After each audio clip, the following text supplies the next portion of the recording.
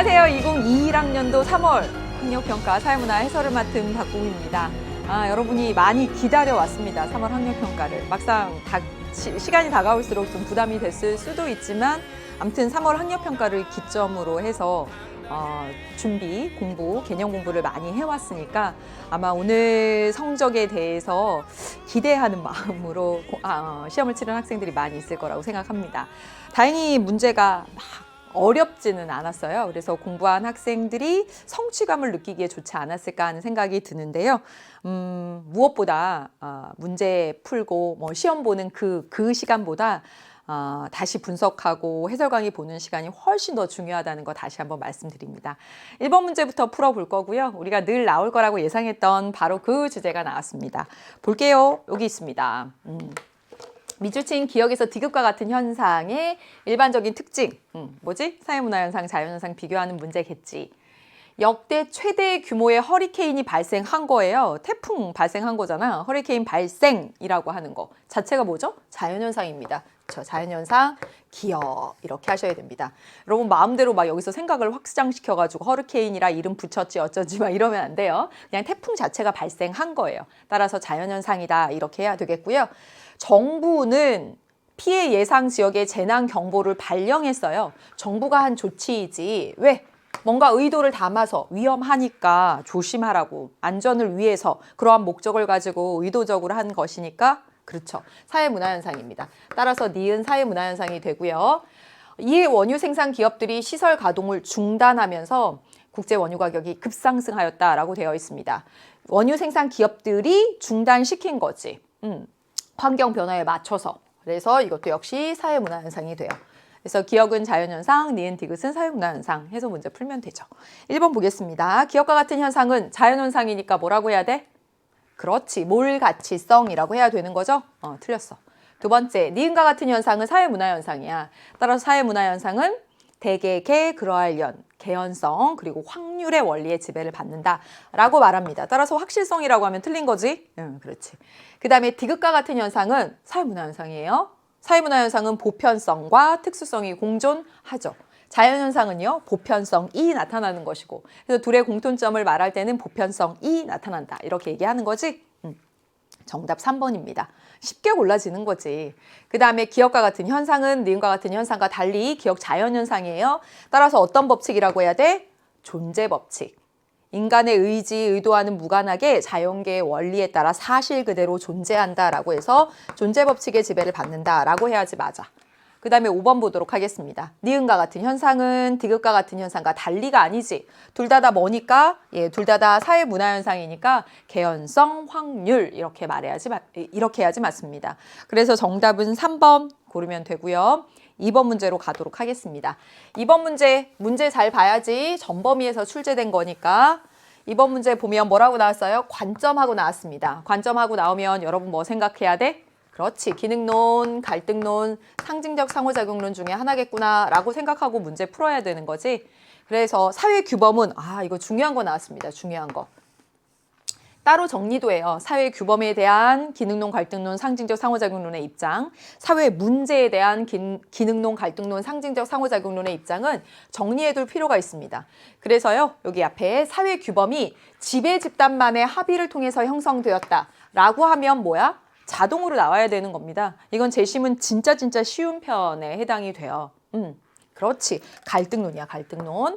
그 다음에 사회규범이 사회 구성원 전체의 합의다라고 했습니다. 그럼 뭐겠어? 그렇지. 기능론입니다. 기능론. 기능론은 사회 규범을 사회 구성원 전체가 합의해서 만들었기 때문에 우리 교실에서도 우리 교실의 규범을 다 같이 합의해서 만들면 다 같이 지켜야 되죠. 그런 유인이 작용하고 따라서 다 같이 지키니까 사회 질서 안정에 기여해라고 말할 수 있는 것이고 갈등론에서는 지배 집단이 그들에게 유리하게 만들어서 지배 집단의 계급이 계속 그 아래로 재생산되는 거예요. 계급 재생산을 위해서 지배 집단에게 유리하게 만든다라고 보는 것이 갈등론의 입장이지. 이거는 정리해둘 필요 있는 거. 개념 정리 또는 뭐 우리가 노트 정리할 때도 이 부분은 계속 필기하고 끝까지 가져가야 될 부분인 겁니다. 그러면 1번 보도록 할게요. 갑의 관점은 갈등론이야. 갈등론은 집단 간의 갈등이 사회 변동의 원동력이다. 그렇지, 맞는 얘기가 되고요. 왜냐하면 이 갈등론에서는 사회가 피지배의 모순 상태야. 내재적 모순이 있기 때문에 갈등이 필연적으로 나타날 수밖에 없고 피지배층이 저항하는 과정에서 사회 변동이 일어나게 되고 이 사회 변동은 이전보다는 모순 상태인 그 이전보다는 더 나은 상태로 따라서 사회 발전의 모습을 보이게 된다. 사회 변동에 대해서 찬성하는 입장이 됩니다. 현재가 모순 상태이니까. 따라서 정답은 몇 번? 1번 이렇게 골라주면 되죠. 두 번째. 갑의 관점은 사회가 본질적으로 여러분 이 선지는 진짜 쉬운 거지. 조화와 균형, 여기 질서, 안정 이렇게 나오면 다 뭐예요? 기능론이지. 따라서 을의 관점은 이라고 해야지 맞는 거지. 그 다음에 을의 관점은 사회제도가 여기 나왔죠? 계급 재생산이라고 하는 얘기가 나왔습니다. 이게 뭐죠? 바로 여기서 말하는 거. 지배계급이 그들에게 유리한 규칙을 정하는 거야. 룰을 정하는 거야. 그렇기 때문에 그들에게 유리하니까 그 아래 세대로 계속 계급이 이어지는 거야. 그게 바로 계급 재생산이죠. 어디서 얘기할 수 있냐면 갈등론에서 얘기할 수 있는 선지입니다. 그 다음에 을의 관점은 사회 통합이 이루어지는 과정을 설명할 수 없다? 아니지. 사회 전체 구성원의 합의에 따라서 규칙, 룰이 만들어지고 이에 따라서 안정, 질서, 사회 통합 이룬다라고 설명하고 있잖아요. 그러니까 틀린 얘기가 되고 그 다음에 을의 관점은 갑의 관점과 달리가 아니지. 둘 다 뭐야? 사회 구조, 사회 제도를 보는 둘 다 거시적 관점에 해당이 됩니다. 이건 뭐 가장 기본적인 내용. 사실 1번하고 2번 문제는 상당히 쉬운 문제입니다. 앞에 개념 강의 공부했다면, 학교에서 공부했다면 다 맞출 수 있는 정도. 3번 보도록 하겠습니다. 3번은 이제 2단원에서 가장 앞쪽에서 공부한 내용이 되죠. 2단원 가장 앞에 어떤 내용들 공부해요? 2단원이 개인과 사회에 대한 부분이잖아요. 그래서 개인이 사회적 존재로 성장하는 걸 사회화라고 말하고 그래서 사회화 기관 나왔죠. 그 다음에 역할 갈등, 지위에 대해서 나왔습니다. 반드시 꼭 나오는 부분이고요. 처음 공부하면 조금 어려울 수 있지만 전형적인 수능 형식 제시문이 나오고 밑줄 그어서 성취지인지 기속지인지 어떤 사회화 기관인지 물어보는 유형입니다. 전형적 패턴이라고 볼 수 있어. 여러분이 이 사회화 지위 역할과 관련된 개념을 정말 제대로 이해하고 있는지 그리고 여러분 것으로 만들었는지 확인할 수 있습니다. 그래서 정답을 골랐다고 하더라도 다른 부분들 오답의 이유를 확실히 파악해야 되는 거야. 그럼 보겠습니다. 마지로 태어나 어린 시절 또래 집단으로부터 리더십을 발휘하였던 갑은 회사에 취직한 후에 능력을 인정받아서 남들보다 일찍 팀장으로 승진했어요. 어느 날 갑은 어린이집에 자녀를 데리러 가려고 하던 중 회사의 긴급한 회의에 참석하라는 연락을 받고 어떻게 할지 고민이다 라고 했습니다. 여기 고민 밑줄 그어서 나오면 항상 뭐 물어봐? 역할 갈등인지 아닌지 물어보는 거지. 1번 보도록 하겠습니다. 니은 또래 집단하고 나왔습니다. 또래 집단은 1차적 사회화야, 2차적 사회화야? 그렇죠. 1차적 사회화죠. 사회화 기관이죠. 사회화의 내용에 따라서 전문적인 사회화를 담당하면 2차적 사회화 기관, 전문적인 내용들을 담당하면 그리고 기초적인 사회화의 내용들을 담당하면 1차적 사회화 기관이라고 말합니다. 그래서 가족이나 또래 집단이 대체적으로 1차적 사회화 기관으로 분류가 되지 기초적인 사회화의 내용들, 뭐 인성이라든가 기본적 예의라든가 이런 것들을 배우게 되잖아. 학습하게 되잖아. 그래서 1차적 사회화 기관이라고 해야지 맞고요. 디귿 보겠습니다. 회사하고 나왔어. 회사는 공식적 사회화 기관이다 라고 했어. 틀렸지. 그리고 여러분 여기서 하나 기억해 둬야 될 것이 있습니다. 사회화 차원에서 사회화 기관을 구분할 때 공식적, 비공식적은 설립 목적에 따라서죠. 그래서 설립 목적이 사회화 자체에 있어. 다시 말하면 교육기관이다. 네, 교육, 학습, 사회화 자체에 있으면 교육기관이라고 외우는 것이 더 쉽습니다. 그러면 공식적 사회화 기관이 되는 거예요. 공식적 사회화 기관. 사회화 기관 이렇게 쓰겠습니다. 그래서 학교가 대표적으로 그렇고요. 학교 또는 직업훈련소 이런 거 나오면 공식적 사회화 기관이 됩니다.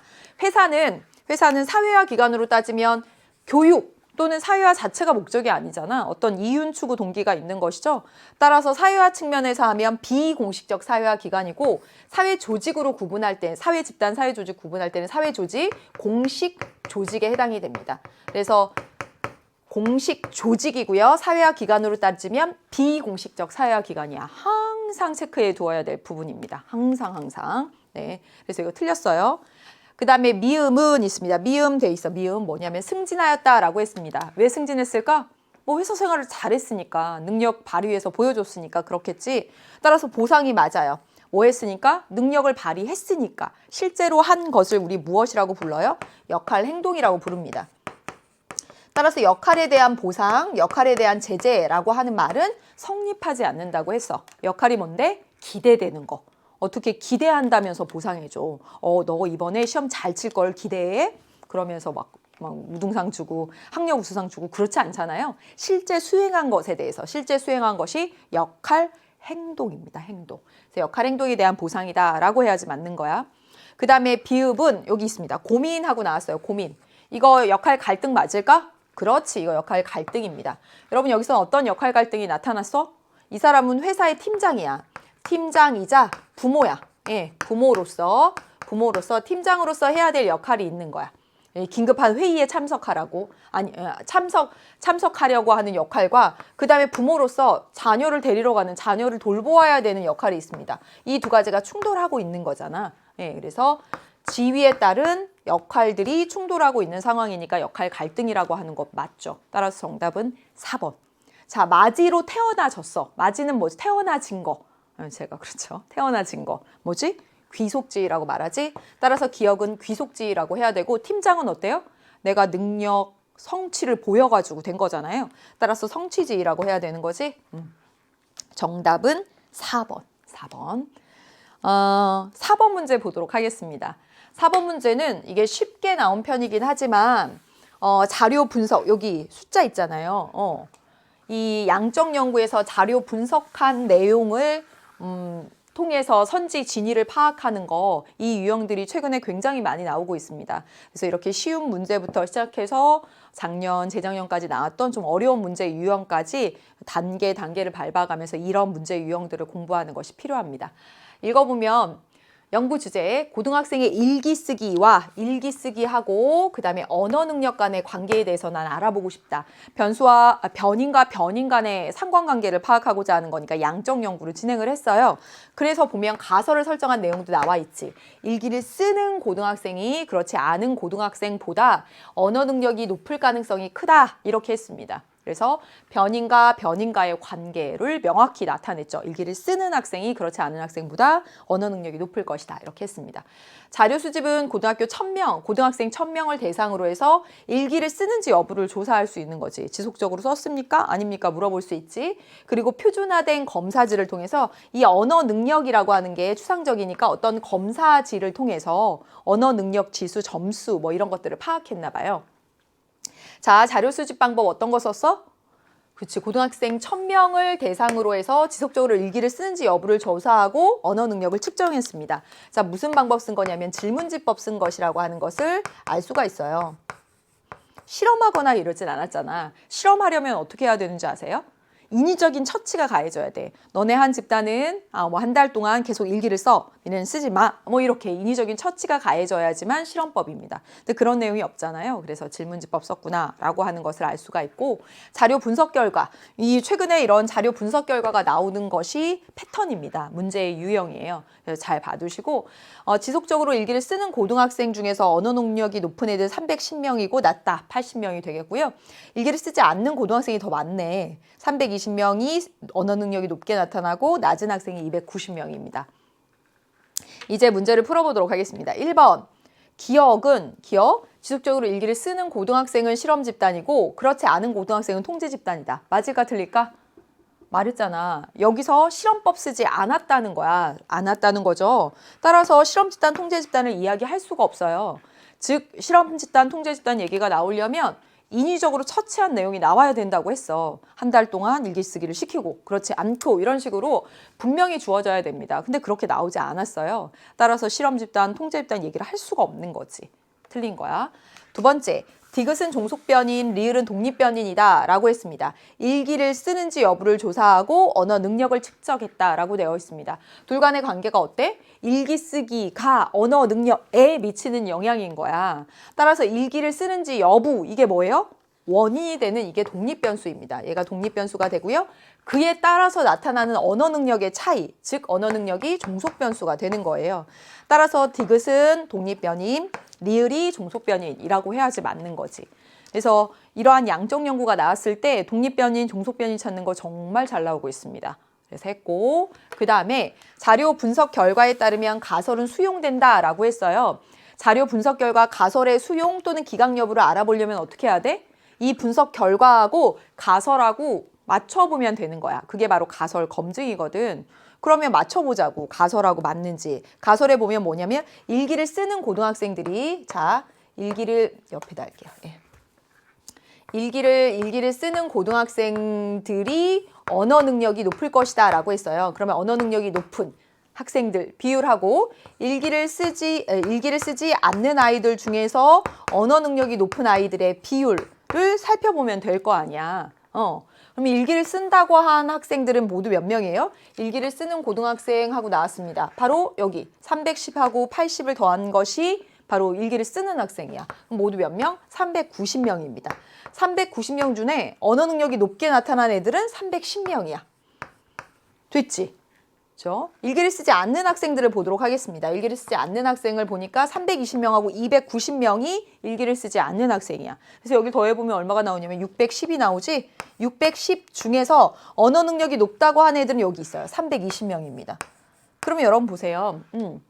일기를 쓰는 애들이 좀 적겠지. 그래서 일기를 쓰지 않는다고 한 애들이 훨씬 많아요.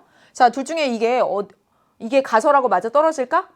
그렇지. 일기를 쓰는 아이들 중에서 언어 능력이 높은 아이들 굉장히 높은 비중을 차지하고 있잖아요. 곱하기 100 해서 뭐 비율을 찾아봐도 되지만 굳이 그럴 필요는 없고, 일기를 쓰지 않는 학생들 중에서는 반을 조금 넘게 언어 능력이 높게 나왔고, 여기는요 상당히 많죠. 그렇죠? 비율이 훨씬 높습니다. 따라서 일기를 쓴 학생이 그렇지 않은 학생들에 비해서 언어 능력이 높을 가능성이 크다. 맞는 얘기가 되고 가설은 수용되는 거죠. 따라서 정답 몇 번? 3번 이렇게 고르시면 됩니다.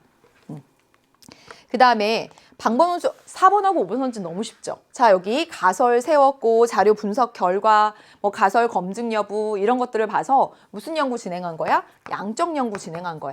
변인과 변인 간의 관계를 알아보고자 하는 양적 연구 진행한 겁니다. 양적 연구는 자연 현상의 연구 방법을 사회문화 현상 연구에도 적용할 수 있다는 방법론적 일원론 하나로 통하는 거지. 그래서 이거 틀린 얘기 이원론이라고 했으니까. 연구 대상자의 주관적인 세계에 대해서 심층적으로 이해하려는 것이 아니라 변인과 변인과의 관계를 밝혀서 일반화나 법칙 발견을 하려고 하는 것이 목적이지. 따라서 이거 틀린 얘기가 되죠. 정답은 3번.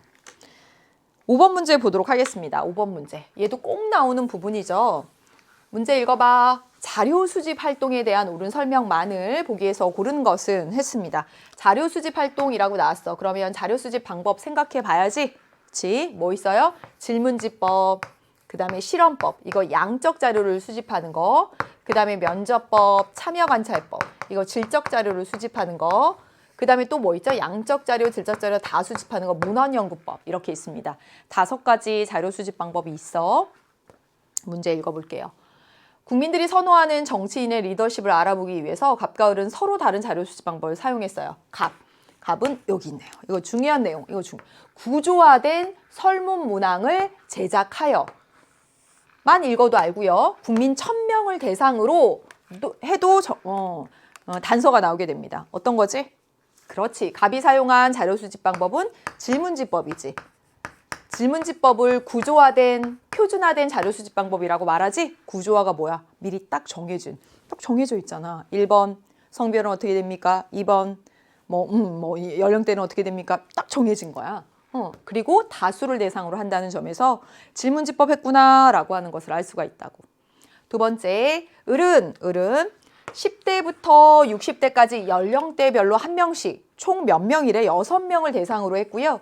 심층적인 대화라고도 나와 있고요. 대화를 통해서 선호하는 정치인의 리더십 유형과 그 이유에 대해서 했습니다. 소수를 대상으로 해서 심층적인 대면에서 대화를 통해서 자료를 수집하고 있어.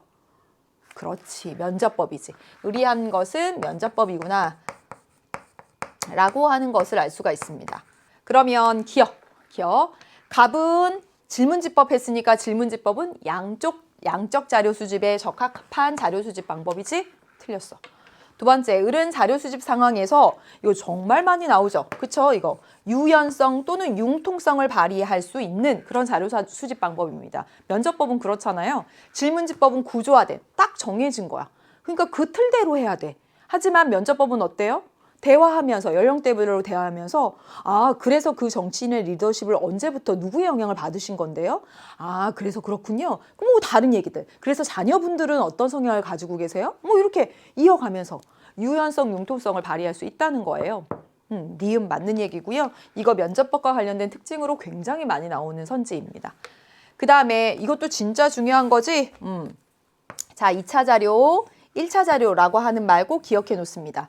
1차 자료는 뭐예요? 연구자가 직접 수집해서 최초로 분석한 걸 1차 자료라고 말합니다. 2차 자료는 어디에서 하는 거야? 문헌연구법에서 하는 거지. 문헌연구법에서. 이미 존재하고 있는 문헌을 다시 분석하는 것이거든. 그래서 문헌연구법에서는 2차 자료 수집이 나타나는 것이고, 여긴 보세요. 갑은 설문지를 뿌렸어. 그래가지고 자료를 수집했어. 갑이 직접 수집해서 최초로 분석한 걸 거야. 면접법도 소수의 이 사람들을 대상으로 대화해서 일지를 쓰고 뭐 녹음하고 뭐 이랬어요. 최초로 수집해서 직접 수집해서 최초로 분석한 거야. 따라서 둘 다 1차 자료라고 해야지 맞는 거지. 틀린 거지. 그래서 틀렸고요. 리을 볼게요. 갑을 모두, 얘도 완전 중요한 선지입니다. 언어를 통한 상호작용이 필수적이다. 별표예요. 그래서 이 질문지법과 면접법의 공통점이 이렇게 나오게 됩니다. 이렇게 질문지법과 면접법은, 질문지법은 설문지를 돌리면 문자 언어를 보고 하는 거지. 그렇죠? 여기는요, 대화예요, 대화. 음성 언어를 통해서 하는 거지. 언어를 통한 자료 수집 방법이 핵심입니다. 필수적인 요소입니다. 맞는 거지. 그래서 정답은 니은 리을에서 4번 이렇게 골라주시면 되겠습니다. 6번 볼게요. 6번 가겠습니다. 표는 질문을 통해서 사회 변동 이론 A, B를 구분한 것이에요. 이에 대한 설명으로 옳은 것은 했습니다. 사회 변동 이론, 얘 정말 잘 나오는 거죠. 뭐지? 순환론하고 진화론입니다. 사회 변동이 곧 발전이다.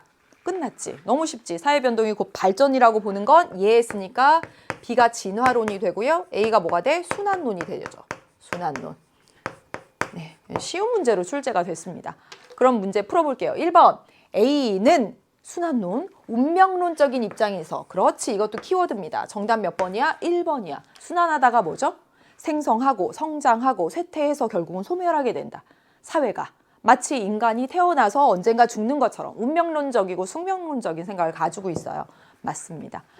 그 다음에 B는 사회가 여기 주기적으로 동일한 과정을 반복하며 변동한다 라고 하는 건 순환론이에요. 순환론 이거잖아. 생성, 성장, 쇠퇴, 소멸, 생성, 성장, 쇠퇴, 소멸.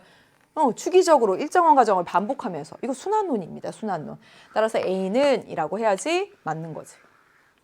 그 다음에 A는 B와 달리 서구 제국주의를 정당화하는 근거가 된다 라고 했는데 어디서 그래요? 진화론에서 그렇지. 왜? 진화는 뭐냐면 후진 사회가 선진 사회가 되는 게 진화야. 그러면 이 선진사회가 어디래? 서구래.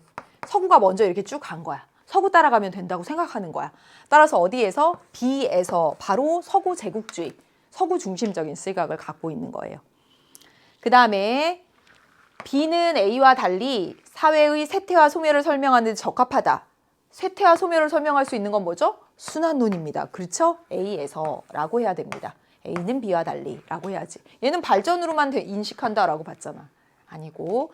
그다음에 가에 서구가 가장 발전된 사회라고 보는가가 들어가게 되면 자 어디서 진화론이 예라고 할 거고요. 순환론은 아니요라고 할 거야. 답이 반대로 쓰였으니까 틀린 얘기가 되겠네. 정답은 1번 이렇게 골라주시면 되겠습니다. 네. 쉬운 문제예요. 네, 잘 나옵니다. 잘 나오는데 그렇게 어렵진 않은 거예요. 이 정도 선지들은 다 알고 있어야 돼. 여기 공부했으면. 7번 보도록 하겠습니다. 얘도 빠짐없이 나오는 주제지요. 읽어볼까요? 여기 읽어볼게요. 개인과 그렇지 사회의 관계를 바라보는 관점 늘 이렇게 물어보죠.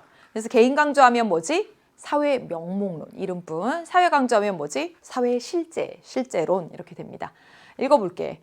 축구팀의 성적에는 선수 개개인의 능력보다 자 개인 능력보다 팀워크가 중요하다라고 얘기하고 있어요. 이거 개인과 사회와의 관계를 일상생활에 적용했을 때 선수 개인이 아니라 팀워크라고 말하고 있어. 집단 말하고 있어요. 뭐 강조하고 있는 거지? 사회 강조하고 있는 입장이잖아. 벌써 찾은 겁니다. 비록 선수 개개인의 능력이 부족하더라도 팀은 얼마든지 좋은 성적 낼 수 있다는 거예요. 하나의 팀은 선수들의 총합 그 이상이다. 여기도 이 사회 실제론을 나타내주는 그 얘기가 잘 나왔습니다. 사회 실제론, 사회 강조하고 있는 입장에서는 사회는 자, 사회는 개인의 합 이상이다라고 봅니다. 사회 명목론, 즉 개인 강조하고 있는 입장에서는 사회를 어떻게 보는 줄 알아? 개인 강조하고 있는 입장에서는 사회를 그냥 개인의 집합체예요. 이게 개인 강조하고 있는 입장이야. 그냥 개인들의 집합체예요. 사회 강조하고 있고 사회가 실제한다는 입장에서는 사회는 개인의 합 그 이상이다 라고 보는 거. 그래서 여기도 팀은 선수들의 총합 그 이상이다. 사회 실제론 말하고 있는 겁니다. 읽어볼게. 기억. 공익보다 개인 이익 중시하겠어? 자, 여기 사회 전체 강조하고 있는 거지. 공익이 뭐죠? 사회 전체의 이익입니다. 따라서 사회 전체의 이익을 더 강조하죠. 그래서 틀린 얘기가 돼요. 두 번째, 사회가 개인의 외부에 실제로 존재한다라고 본다라고 되어 있습니다. 사회가 개인의 외부에 존재한다. 사회 실제론 봐봐. 사회 실제론? 사회가 개인의 밖에 실제 존재해. 사회의 존재를 인정한다는 측면에서 이런 말도 표현해요. 사회 구조의 외재성 이렇게 표현합니다. 외부에 실제로 존재한다. 이런 표현을 써요. 그 다음에 볼까요? 개인이 자율성과 능동성을 지닌 존재임을 강조한다. 아니에요. 사회의 힘이 강력하다고 보고 사회 구조가 외부에 있으면서 개인에게 영향력을 행사하고 있어. 개인의 자율성, 능동성보다는 사회 구조의 힘을 강조합니다. 틀린 거지. 이건 개인 강조하고 있는 입장이겠지. 그 다음에 보겠습니다. 사회의 특성은 구성원의 특성으로 환원될 수 없다. 자, 이 선지도 많이 나오는 선지이고 또 어려운 선지일 수 있습니다. 이게 무슨 말일까? 환원하다가 뭐야? 되돌리다 라고 하는 거야. 자, 사회의 특성은 개인의 특성으로 되돌릴 수 없다. 왜? 사회는 개인의 합 그 이상의 뭔가가 있으니까 사회의 특성을 파악할 때 개인의 특성으로 되돌릴 수 없는 거야. 왜냐면 그 이상이니까. 여기서 맞는 얘기가 됩니다. 그래서 사회의 특성을 구성원들의 특성으로 환원할 수 없다라고 보면 사회 강조하고 있는 사회 실제론. 사회의 특성을 구성원들의 특징으로 환원, 되돌릴 수 있어. 라고 보면 개인 강조하고 있는 입장인 거야. 사회 명목론. 예. 정답은 니은 리을에서 4번 이렇게 골라주시면 되겠습니다. 이제 8번 문제를 보도록 할게요. 8번 문제도 2단원에서 항상 빠짐없이 나오는 것이고 문제의 밑줄만 봐도 알 수가 있어요. 회사, 대학교, 사내, 등산, 동호회, 시민단체 밑줄 그었단 말이야. 그럼 뭐 물어보겠어? 사회집단, 사회조직에 대해서 물어보는 문제라는 거지. 갑은 평소 원하던 A 회사에 입사해서 여기 입사했어요. 들어갔네. 그러면 소속이 됐네.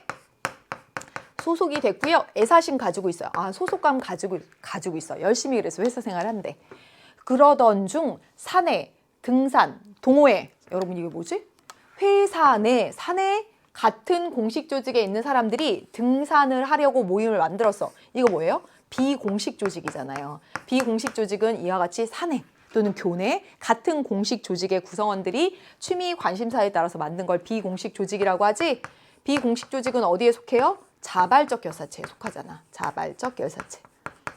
자발적으로 이해관계, 취미, 관심사에 따라서 자발적으로 만든 거. 자발적 결사체에 속한다. 그러던 중 회사 동호회에서 만난 대학교 선배의 권유로 환경 보호를 위한 시민단체에 가입을 했습니다.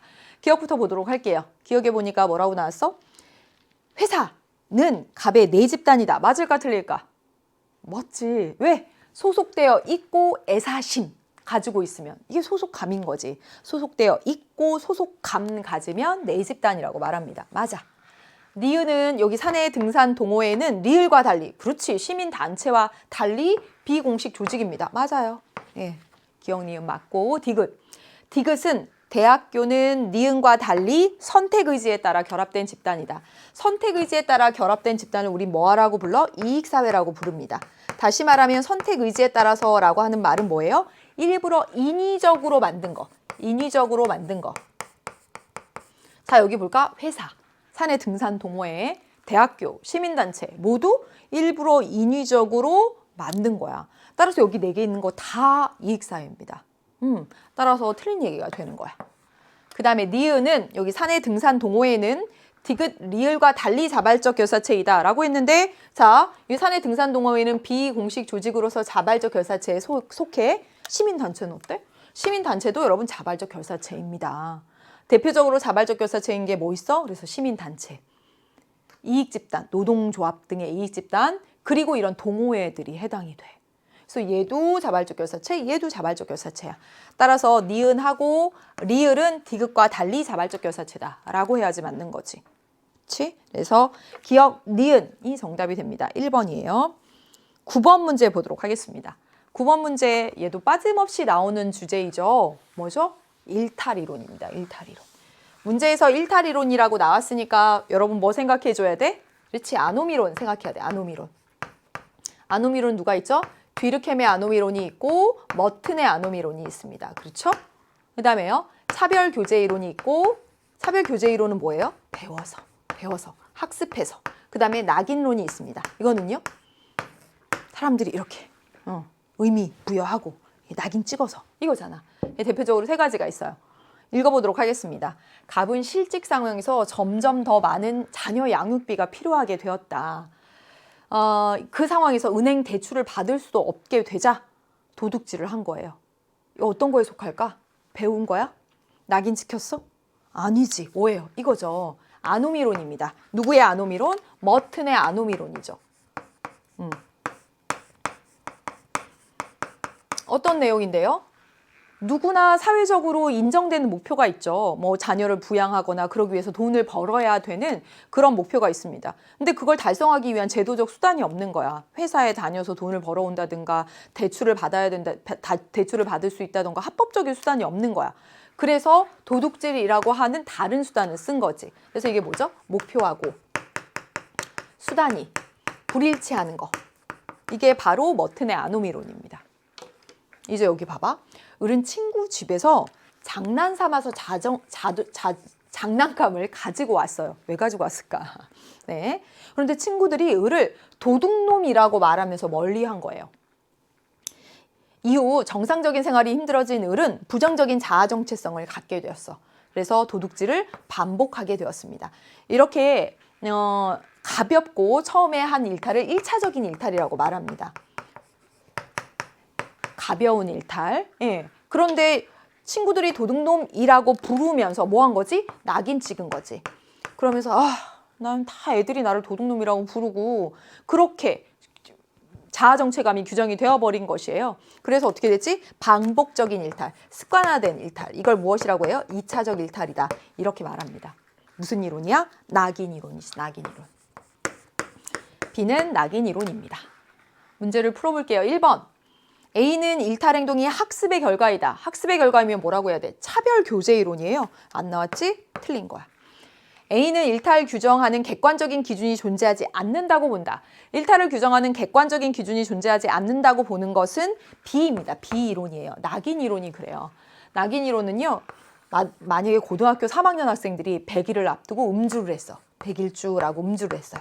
그런데 여기 막 전교 막 10등 안에 드는 그런 애들도 음주를 했고, 그렇지 않은 애들도 수능 어떡하냐 막 이러면서 둘이 음주를 했어.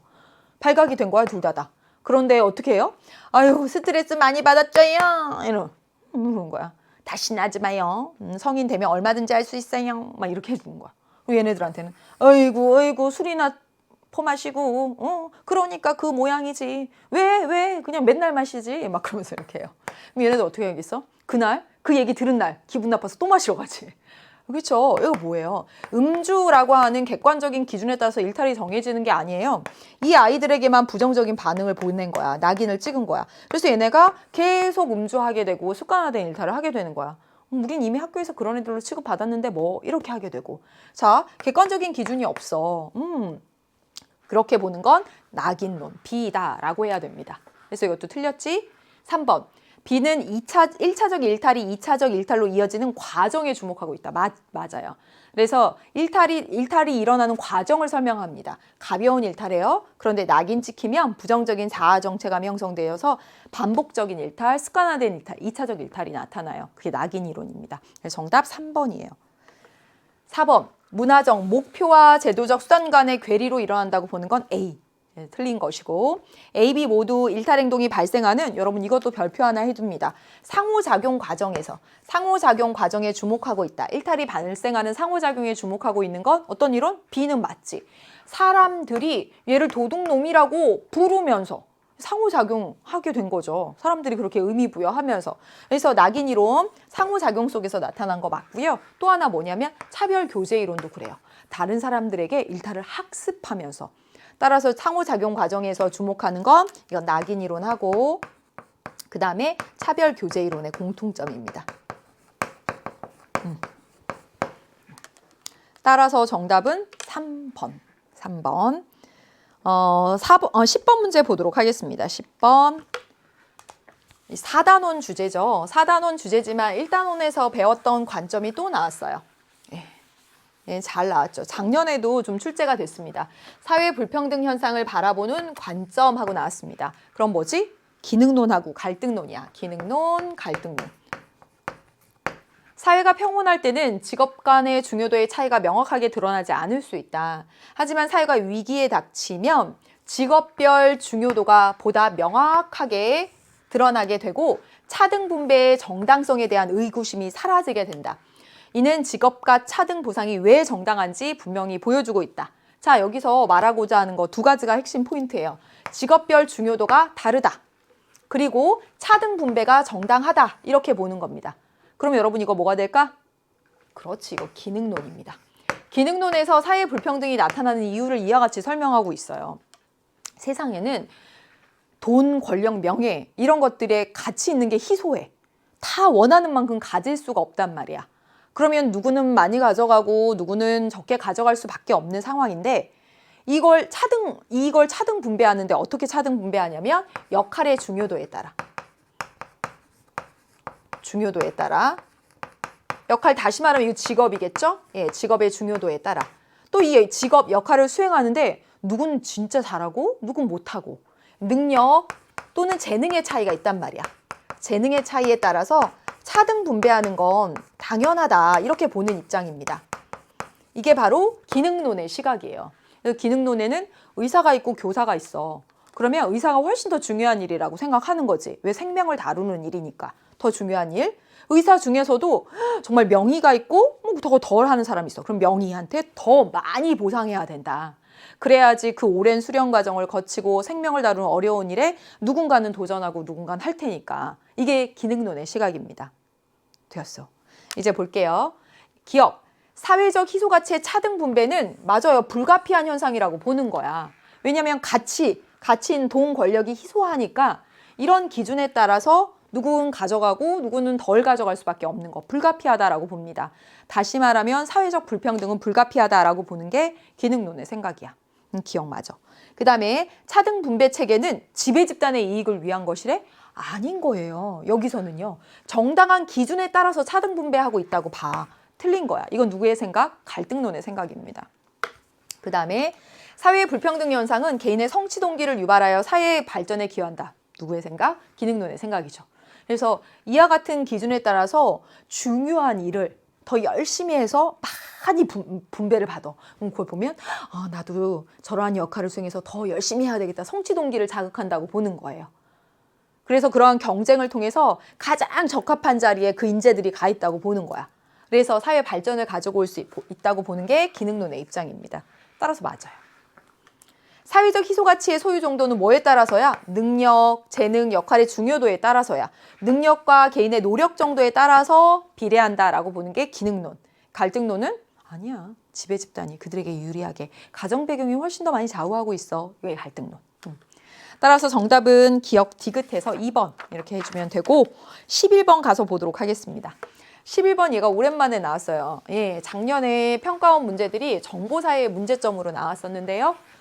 기존에는 이렇게 지금 이 문제처럼 마지막 단원에 산업사회, 정보사회 또는 농업사회 비교하는 문제 형식 아주 빈번하게 나왔던 형식입니다. A 볼까? 정보와 지식이 부가가치 창출의 주요 원천이다라고 했으니까 A는 뭐가 돼요? 그렇지, 쉽지 이거 정보사회. B는 생산 방식의 측면에서 공장제 기계공업이야. 공장제 기계공업. 예. 산업혁명 이후에 공장제 기계공업이 되면서 대량 생산하고 대규모 조직이 탄생해서 대규모 조직 어떻게 하면 효율적으로 하지? 관료제 조직이야. 어디? 산업사회지, 산업사회. 그러면 풀어보도록 하겠습니다. 1번 A는 정보사회는 B에 비해 가정과 일터의 분리 정도가 낮죠. 그렇죠? 산업사회는 어때요? 다 출근을 해야 돼. 일터로. 공장이 있는 뭐 기계가 있는 그 산업 현장으로 가야 돼. 그래서 가정과 일터가 딱 분리되어 있습니다. 근데 정보사회는 어때요? 요즘 코로나19로 인해서 저도 재택근무했거든요.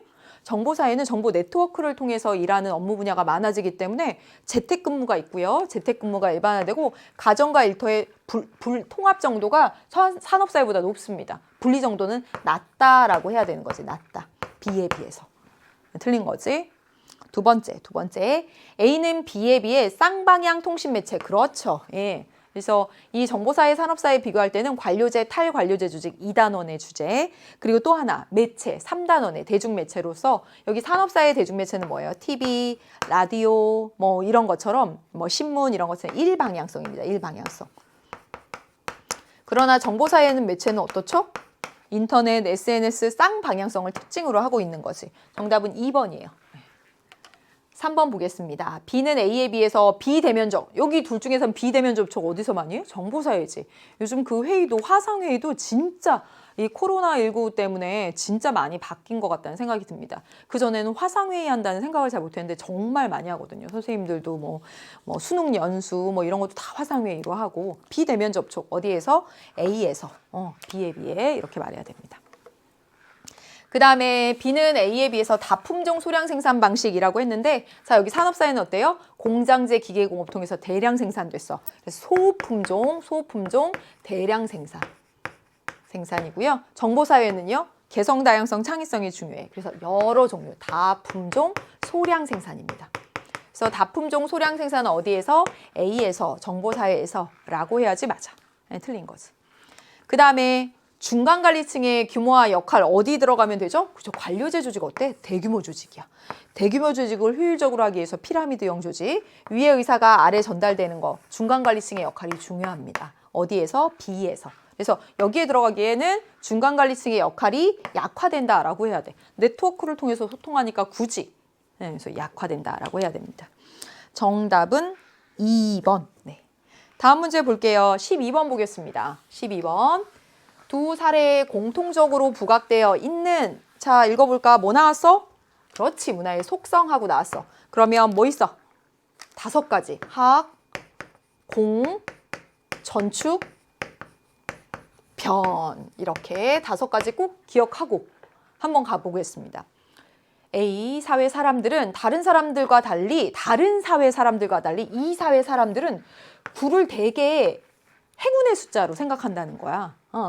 그래서 결혼식 날짜를 9가 들어간 날짜로 잡으려고 한대요. 우리랑 다르네. 얘네는 9에 뭔가 기란, 기운 이런 것들을 서로 그렇지 공유하고 있는 거야. 공유성입니다. 학습 아니고 뭐 배웠다 이런 얘기 안 나왔잖아요. 공유성이에요. 아래 더 확실해집니다. B사에서는 아가가 태어나면 축하의 의미로 산모가 손님들에게 선물을 준대요. 우리는 어때요? 보통 아이를 출산하면 주변 사람들이 선물을 주지. 근데 여기는 산모가 손님들에게 선물을 주는 걸 당연하게 받아들인대. 이 나라 문화로서 그렇지 공유하고 있는 거지. 공유성 찾아보면 됩니다. 1번 문화의 형태와 내용은 끊임없이 변화한다. 뭐겠어? 변동성. 그렇지? 두 번째 문화는 구성원 간 원활한 상호작용의 토대가 된다. 그렇지. 공유하고 서로 의미를 알고 있으니까. 만약에 우리 같으면 이거 산모가 선물 주면 이상하게 생각할 거 아니야. 왜 주세요? 저희가 드려야 되는데. 그렇죠. 예. 공유하고 있으니까 원활한 상호작용이 가능한 겁니다. 2번이 정답이에요. 문화는 세대 간 그렇지. 전승되면서 풍부해진다. 이건 뭐겠어요? 전승되면서 풍부해진다. 축적성입니다. 쌓이고 쌓여서 이건 축적성. 그 다음에 문화는 한 부분이 변동하면 다른 부분이 연쇄적으로 변동한다. 이거 변동성이라고 하면 안 돼. 이게 뭐야? 한 부분과 다른 부분이 연결되어 있다. 이게 전체성입니다. 전체성, 총체성. 연결되어 있다. 문화는 여러 요소들이 유기적으로 연결되어 있다. 이것도 바로 전체성입니다. 그래서 4번하고 5번 전체성. 정답은 2번. 13번 문제 쉬워요. 13번 문제. 문화이해의 태도. 뭐 통합사회에서부터 계속 했던 것이고 또 중학교 때도 배웠지 않았을까요? 해보겠습니다. 문화의 태도 각각 뭐 있어? 사대주의, 상대주의, 자문화중심주의 있습니다. 선생님이 얘기한 거 봐봐. 문화의 우열을 평가할 수 있는지에 대해서 B, C는 A와 다른 입장을 보이고 있다. 아, A가 뭔지 알겠네. 문화 간의 우열, 평가할 수 있다라고 하는 입장이 있고요. 평가할 수 없다, 우열 평가할 수 없다 하는 입장이 있습니다. 평가할 수 없다. 각각의 사회에서 그 문화적 배경에 따라서 이게 뭐야? 상대주의지. 문화 상대주의입니다. 그리고요, 평가하는 거.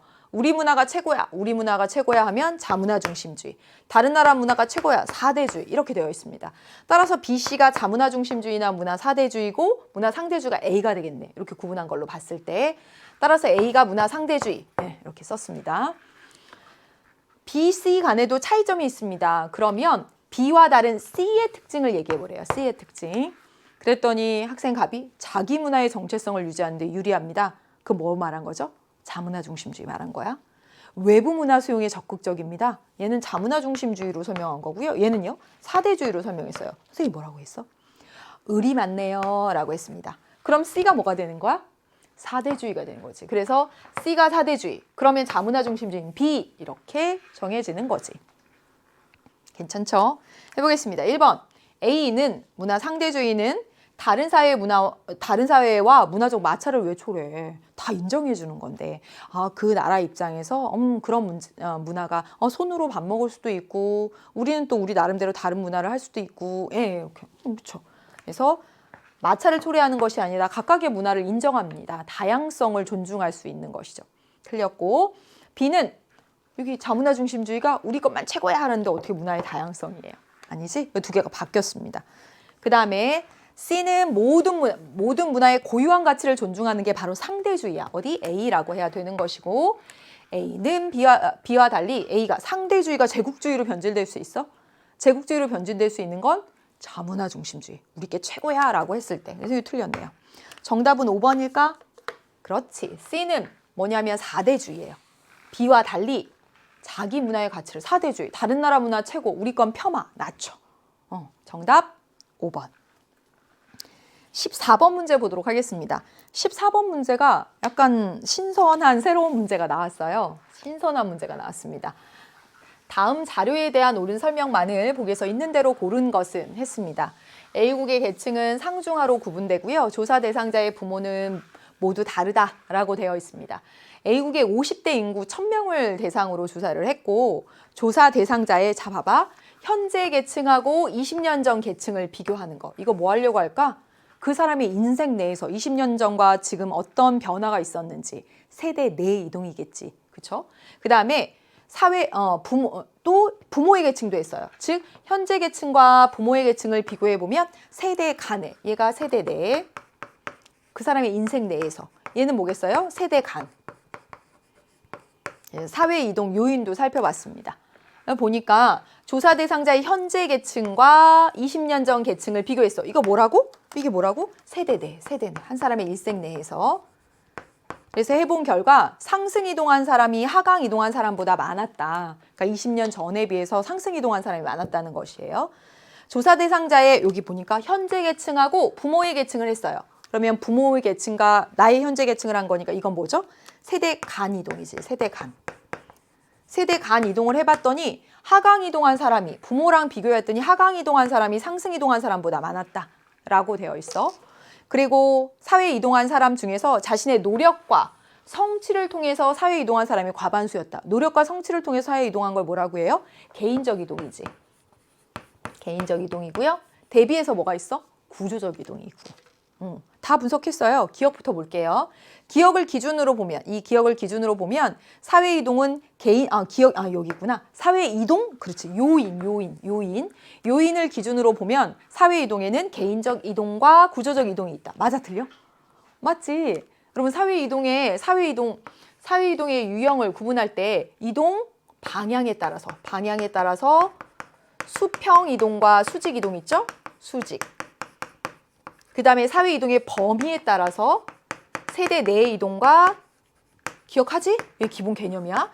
세대 간 이동이 있지? 이동 요인에 따라서 개인에게 있으면 개인적, 개인의 능력, 노력에 있으면 개인적, 아니면 구조적 이동이야. 그래서 여기 봐봐. 이동 요인을 조사했다고 했고 조사해보니까 여기 개인적 요인이 많더라 라고 한 거예요. 그러면 이동 요인에 따라서 보면 개인적 이동과 구조적 이동이 있다. 기억 맞죠? 기본 개념이지. 그렇지? 두 번째. 니은은 무엇을 파악하려고 한 거예요? 현재 계층과 20년 전 계층. 그래서 세대? 그렇지. 내 이동을 파악하려고 한 거잖아. 여기는요? 부모와 현재, 세대? 간 이동을 파악하려고 한 거잖아. 반대로 했어. 그 다음에 디귿 보도록 하겠습니다. 디귿 상승 이동한 사람. 상승 이동한 사람은 20년 전 계층이 하층일 수 없고. 무슨 말이야? 자, 현재 계층과 20년 전 계층을 비교해서 상승 이동했다는 말은 뭐예요? 20년 전에 하층이었는데 중상으로 올라오거나 중층이었는데 상으로 올라온 거. 이게 상승 이동이잖아. 그러니까 20년 전에 하층일 수 있는 거지. 그렇죠? 하강 이동한 건 뭐예요? 20년 전에 상층이었는데 중하로 떨어지거나 중층이었는데 하로 떨어지는 거지. 20년 전에 뭐지? 상층일 수 있는 거지. 상층일 수 있는 거지. 틀린 얘기가 되겠습니다. 그 다음에 볼게요. 부모의 계층이 조사 대상자의 현재 계층보다 높은 경우가 낮은 경우보다 많다. 그렇지, 여기 나왔잖아. 부모랑 현재 계층을 조사해 보니까 하강 이동한 사람이 상승 이동한 사람보다 많더라. 하강 이동한 경우가 많다는 건 무슨 말이에요? 조사 대상자의 현재 계층보다 부모의 계층이 높은 경우가 더 많다는 거죠. 부모가 더 높으니까 높은 데서 더 낮춰진. 그래서 하강 이동한 경우가 더 많다라고 나왔으니까 이거 맞는 얘기가 되죠. 정답은 기억, 리을 해서 2번 이렇게 골라주시면 되겠습니다. 새로운 유형이었어요. 문제도 잘 만들어졌고 15번 문제를 보도록 하겠습니다. 15번 문제. 작년 수능부터 해서 이렇게 남녀, 성별 근로자의 임금 격차와 관련된 문제가 표 문제로 굉장히 잘 나오고 있습니다. 이런 문제부터 해서 풀어나가는 연습을 좀 하실 필요가 있습니다. 마지막 단원에, 아니 4단원에 성불평등 문제가 이와 같이 문제로 출제가 되고 있어요. 표에 대한 분석으로 옳은 것은 했습니다. 각 국가 내에서 남성 근로자와, 이게 아주 중요한 단서야. 남성 근로자 수와 여성 근로자의 수가 같다라고 하는 게 매우 중요한 단서입니다. 그래놓고 성별 근로자의 월 평균 임금이 나왔어. 달러예요. 그래서 갑국은 남성이 3,400달러, 여성은 뭐 더 적고 을구, 병구 이렇게 나왔습니다. 이거 중요한 단서. 남성 근로자 수와 여성 근로자 수가 같다. 이거 잘 알고 있어야 되고. 그러면 1번부터 보도록 하겠습니다. 1번에 읽어볼게. 갑국에서 여성 근로자의 월 평균 임금은 여성 근로자 월 평균 임금 2,600이네. 2,600입니다. 전체 근로자의 월 평균 임금. 전체 근로자의 월 평균 임금 어떻게 구하면 될까? 그렇지, 잡아. 남성 근로자와 여성 근로자 수가 같다고 했기 때문에 이거의 평균이 전체 평균이 되는 겁니다. 그렇잖아요. 자, 여러분 여기 보세요. 예. 어떤 거 성적 60점 맞고요. 어떤 거 80점 맞았습니다. 예. 60만 원, 80만 원이라고 생각해도 돼. 그럼 평균은 어떻게 돼? 그렇지, 정 가운데 70이지. 어떻게? 얘가 한 과목, 얘가 한 과목 똑같으니까 가운데 평균이 되는 거잖아. 그거랑 여기 똑같다는 거야. 자, 여기다가 대신 쓸게요. 자, 남자가 3,400이고요. 여자가 얼마야? 여자가 2,600이야. 남자랑 여자랑 똑같으면 정 가운데가 평균이 된단 말이야. 아까 썼던 거랑 똑같아요. 한 과목 60, 한 과목 80이면 정 가운데 평균인 것처럼 얘네 둘이 크기가 같으니까 한 과목인 셈입니다. 크기가 같으니까 정 가운데가 평균이야. 그러면 평균은 얼마예요? 평균 임금은 3,000이 됩니다. 예. 그럼 이거 쓴 대로 해보세요. 여성 근로자의 평균 임금은 전체 근로자 평균 임금의 90%를 넘는다 해보면 되지. 3,000 분의 2,600 곱하기 100 이렇게 해보세요. 90% 안 나옵니다. 제가 계산해보면 86점 얼마 이렇게 나와요. 그래서 안 넘어요. 시키는 대로 하시면 되고 요것만 기억하면 됩니다. 요것만. 남자 집단과 여자 집단의 크기가 같으니까 각각의 정 가운데가 평균이다. 이것만 파악하면 되죠. 2번 볼게요. 을국에서 성별 근로자의 월 평균 임금 격차. 여기 격차인데 얼마요? 1,000. 그렇지. 격차하면 빼기 그냥 하시면 됩니다. 1,000. 저는 남성 근로자 월 평균 임금의 3분의 1 수준을 넘어요. 1,000이 3,800이 무슨 3분의 1을 3분의 1이 안 되는구만. 들렸지? 그 다음에 병국 여기 있습니다. 남성 근로자의 월 평균 임금은 전체 근로자 월 평균 임금보다 전체 근로자 평균 임금 어떻게 계산하면 되죠? 그렇죠. 이것도 쓰면 되지. 전체 남자가 4,000이고 여자가 2,800입니다. 2,800이야. 그러면 가운데 평균 얼마일까? 3,400이지. 그치? 두 개 더해서 나누기 2 하면 되니까. 따라서 전체 3,400이에요. 그래서 남성 근로자의 월 평균 임금은 전체 근로자 월 평균 임금보다 얼마 많은 거야? 600만큼 많네. 800이 아니라. 그렇죠? 틀렸습니다. 그 다음에 남성 근로자 월 평균 임금에 대한 여성 근로자 월 평균 임금의 비는 이거 하라는 대로 하면 됩니다. 을국하고 병국 해볼게. 남성 근로자 임금에 대한 3,800에 대한 여성 임금의 비 얼마예요? 2,800이야. 병국은 어때요? 남성 4,000에 대한 여성 얼마예요? 2,800입니다. 둘 중에서 여러분 뭐가 더 큰 거야? 3,800에서 2,800이 차지하는 게 더 큰 거죠. 4,000에서 2,800이 차지하는 것보다. 그렇잖아. 그래서 어디? 을국이 병국보다 크다라고 하는 거 맞는 얘기가 되고 정답은 4번입니다. 되죠? 이제 마지막 볼게요. 갑에서 병국 중 성병 근로자의 임금 격차는 격차 여기 1,000 구했네. 여기는 격차 얼마야? 800이네. 그쵸? 예, 800입니다. 여기는 얼마예요? 1200이야. 그렇지. 그러면 격차는 갑국이 가장 큰 게 아니라 병국이 가장 크죠? 틀렸네. 이렇게 하시면 돼요. 좋습니다. 이런 문제 통해서 연습을 할 필요가 있습니다. 자, 16번 보도록 하겠습니다. 16번 얘도 되게 잘 나오는 유형이죠? 반문화, 주류문화 내지는 전체문화라고 말하지? 그리고 하위문화 이렇게 나왔습니다. 우리 사회에서 김치를 반찬으로 먹는 건 어때? 대다수가 누리는 문화예요. 따라서 뭐라고 봐야 돼? 주류문화라고 봐야지. 그렇지? 그 다음에 특정 지역에서만 나타나는 그 지역 문화. 그걸 뭐라고 할 거야? 비. 그렇지. 하위문화지. 하위문화. 하위문화입니다. 그 지역에서만 나타나는 지역문화니까. 조직폭력배의 범죄문화는 뭐죠? 지배적인 질서와 반하는 문화잖아. 그러니까 하위문화이자 반문화, C다. 이렇게 해야지 맞습니다. 왜냐하면 반문화가 하위문화에 들어가니까. 되었지? 볼게요. 일반 선지 진짜 잘 나온 선지죠. 여러분 주류문화가 B와 C의 총합이에요? 아닌 거지. 그치? 여기 조직폭력배 문화랑 그 다음에 풍어제 문화 합치면 주류문화가 돼? 아니잖아. 주류문화는 대다수가 누려야 돼요. 그래서 이거 틀린 얘기가 되는 겁니다. 주류문화는 대다수가 누려야 되는 거야. 그 다음에 전체 구성원. 그 다음에 B는 C와 달리 사회 변화에 따라 A가 되기도 한다. 여러분 반문화나 하위문화는 사회 변화에 따라 주류문화가 될 수 있습니다. 달리가 아니야. B나 C. 예를 들어서 그 시민혁명기의 부르주아 문화는 지배적인 질서에 저항하는 반문화적 성격을 가지고 있었다고. 예, 막 시민혁명을 일으킬 때. 근데 그게 어때요? 나중에 시민혁명이 끝나고 나서는 주류문화가 되었잖아. 그래서 하위문화나 반문화가 사회 변화에 따라서 주류문화가 될 수 있는 겁니다. 달리가 틀렸어. 그 다음에 한 사회 내에서 세대문화는 뭐에 속해요? 세대문화는 하위문화지. 그렇지. B. A가 아닌 B다. 맞아요. 세대문화, 지역문화 대표적으로 하위문화잖아. 정답 3번입니다. B는 A보다 전체 사회 문화의 동질성을 높이는 데 기여하는 건 뭘까? 전체가 다 같이 누리는 주류 문화겠지. A라고 해야 됩니다. 그 다음에 C는 A와 달리 해당 문화를 공유하는 구성원들의 소속감을 강화시킨다라고 했는데 여기서 틀린 건 뭐냐면 달리입니다. 반문화를 공유하면 그들끼리 소속감이 강화되는 거야. 주류 문화, 김치를 먹는 우리나라 사람들 소속감 다. 그 문화를 향유한다는 건 그 문화를 공유하는 구성원들의 소속감을 다 강화시키는 거예요. 따라서 달리가 틀린 겁니다. 정답은 3번.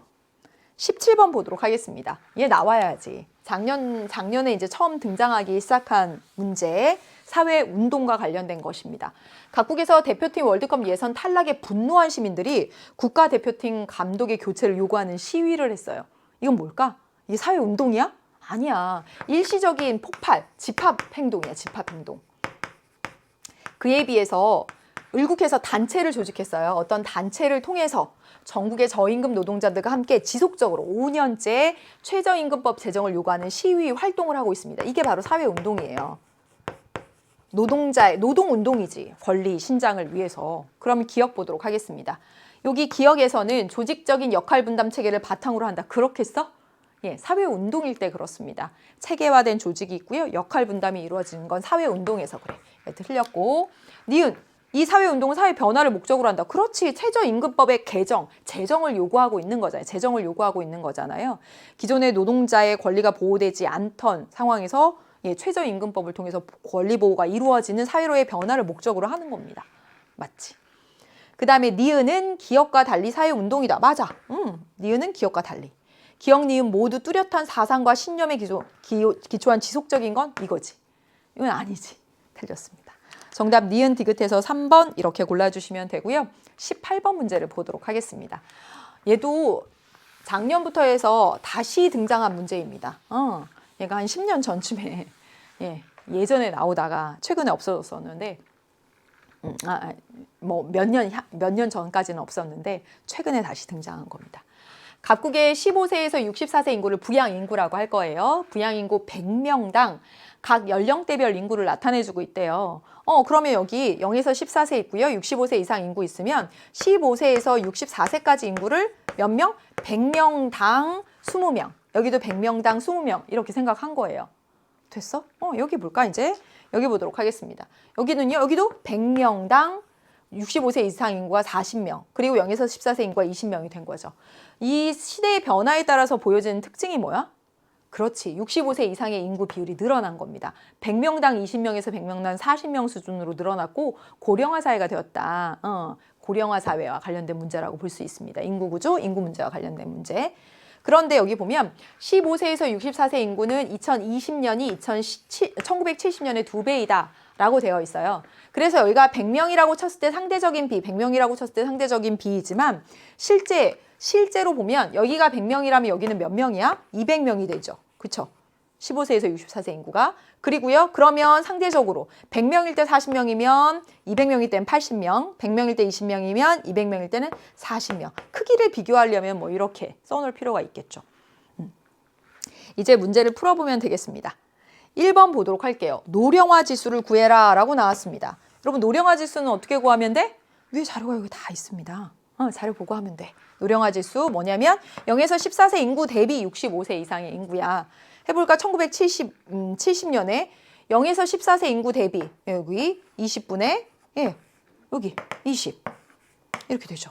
같아. 100명이라고 쳤을 때 이 구성 비율이 같습니다. 따라서 노령화 지수 얼마예요? 1입니다. 여기는요? 0에서 14세 인구 20 대비 사회가 고령화됐어요. 40입니다. 그래서 해보면 얼마가 되죠? 2가 됩니다. 따라서 노령화 지수는 언제가 더 커? 2020년이 더 크다라고 해야지 맞는 거지. 그렇지? 그래서 틀렸습니다. 곱하기 100, 곱하기 100 있네. 그래서 100, 200 이렇게 써야 되네. 제가 1, 2 이렇게 썼는데. 아무튼. 그 다음에 두 번째 보도록 하겠습니다. 65세 이상의 인구는 이라고 나왔어요. 65세 이상의 인구 여기 있네. 여기.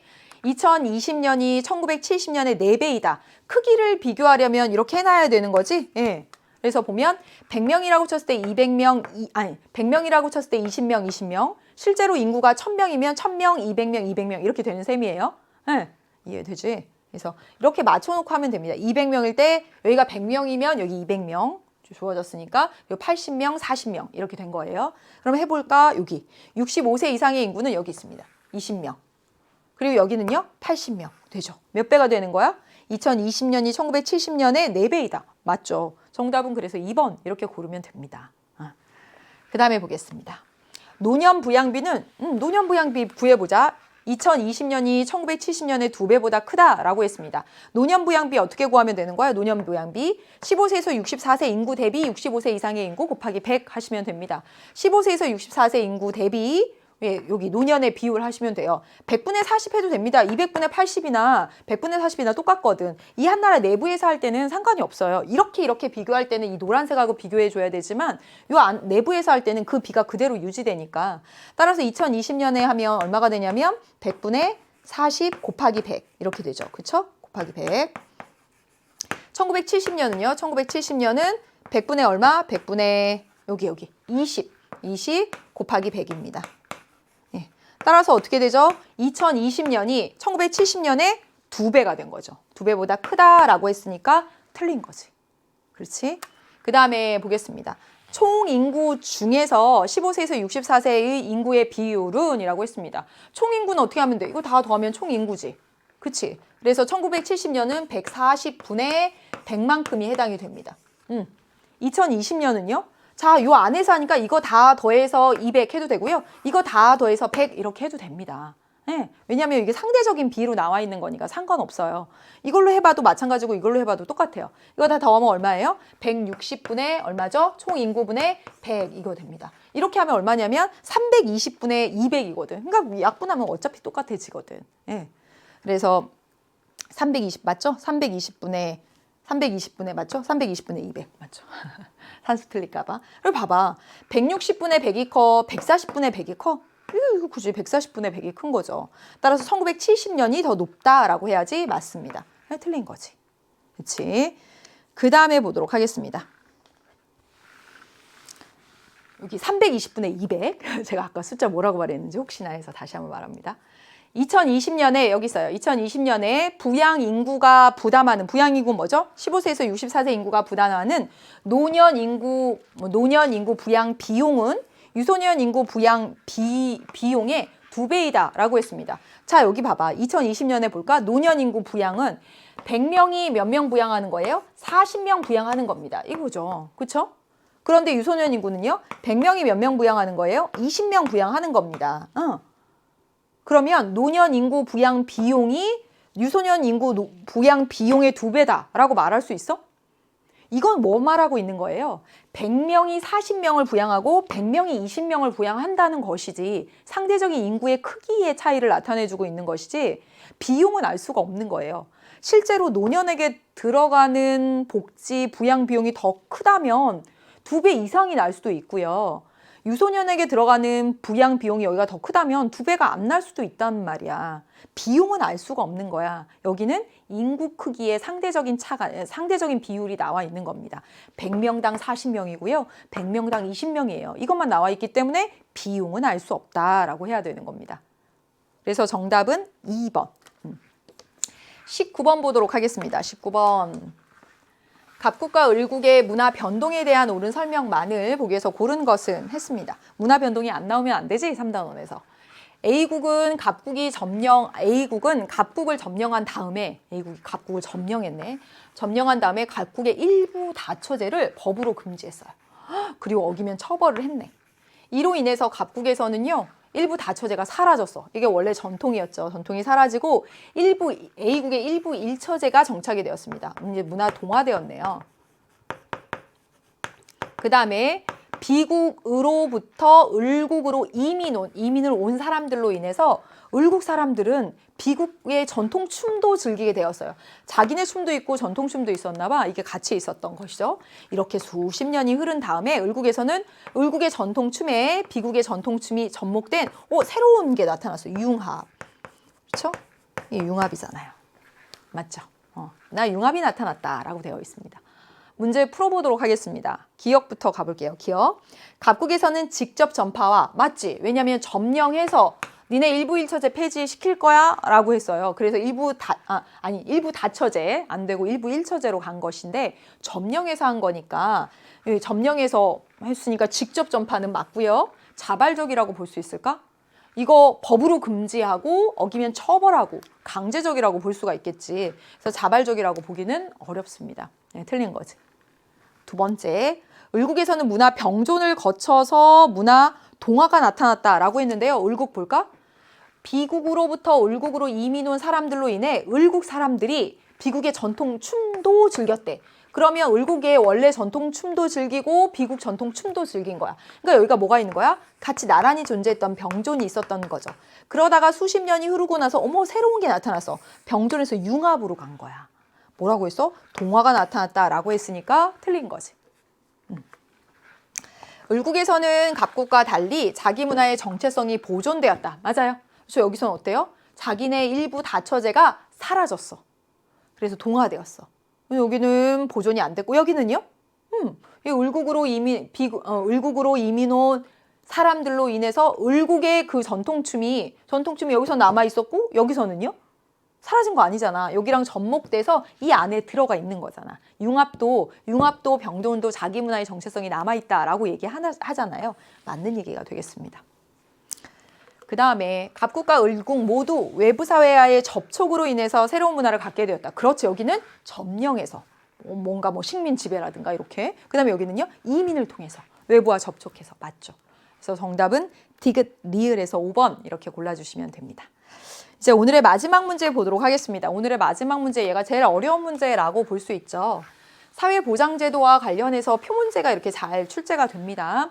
근데 이 문제는요. 15번 문제랑 짝꿍과도 같아요. 그거 하나만 안 놓치면 돼. 자, 우리나라의 갑 권역의 65세 이상 인구 중에서 국민연금제도하고 기초연금제도의 수급자 비율을 나타내주고 있습니다. 갑 권역은 A와 B 지역으로 이제 갑 권역이 있고요. 갑 권역이 있고 거기는 A 지역과 B 지역으로만 이렇게 구분이 되어 있어요. 그런데 보니까 65세 이상 인구는 A 지역이 4만, 네, 그 다음에 B 지역이 2만이에요. 이게 완전 포인트입니다. 자, 하나만 말씀드릴게요. 자, 국어 점수가 60점이고요. 그 다음에 수학 점수가 80점이에요. 국어 한 과목, 수학 한 과목 이렇게 됐어. 1대1이야. 아까 남녀의 크기는 같다라고 했던 것과 똑같지? 그럼 평균은 어디야? 정가운데 70점 하고 나온단 말이야. 여기까지 됐지? 그렇지. 그런데 만약에 말이죠. 60점 맞은 과목이 한 과목 더 있어. 그럼 평균은 어떻게 돼? 그렇지. 이쪽으로 떨어지게 된단 말이야. 바로 그거야. 그걸 유의해서 보시면 할 수 있습니다. 자, 봐봐. A 지역과 B 지역이 있단 말이야. A 지역과 B 지역이 있어요.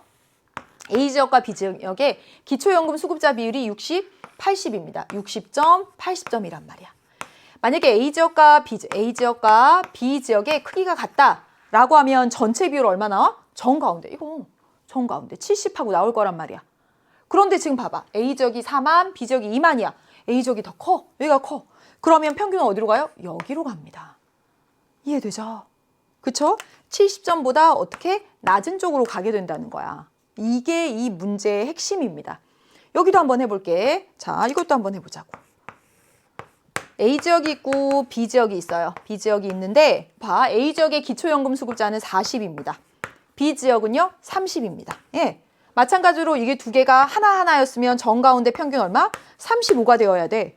그치? 그런데 어디가 더 커? 여기가 더 크단 말이야. 여기가 더 커. 여기가 더 컸어. 여기가 더 컸단 말이야.